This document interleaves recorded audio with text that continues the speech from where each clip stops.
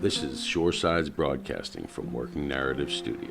Shoresides is a real people media project. Coming up next, a Shoresides news special where we capture the stories of your coastal neighbors.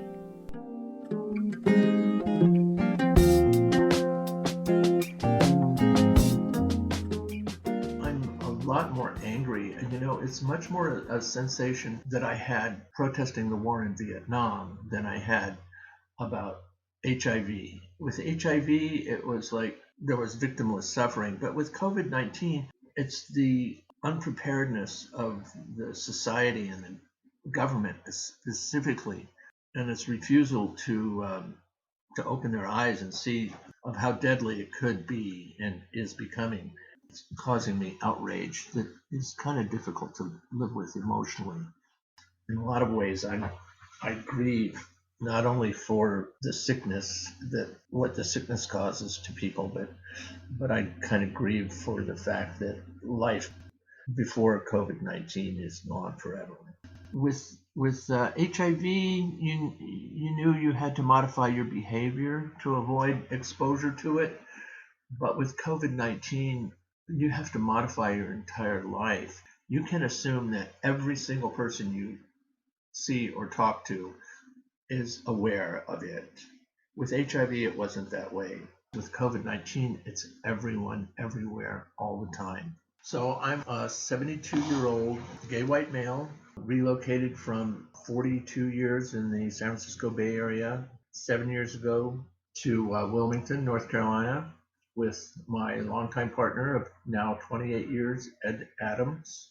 Being HIV positive and having your health stabilize, having your viral load be undetectable, as Ed and I both are, you kind of aren't concerned for being sick, but you are worried about specifically your access to healthcare.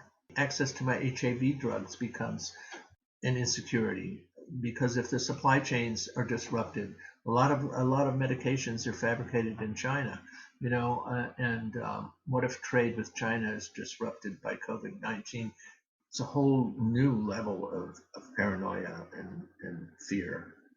I'm even suspect about letters out of the mailbox exposing us to COVID-19. So I now have a new goal, basically, which is to stay unexposed to COVID-19, basically. That is the primary thing I do all day, every day lately. And I'm kind of proud to be able to think that I could succeed at it, but you can think that you're prepared all you like, but it's kind of like, when someone dies unexpectedly, you're not, that kind, or even if somebody is sick and dies, you still are never quite prepared for it when it happens.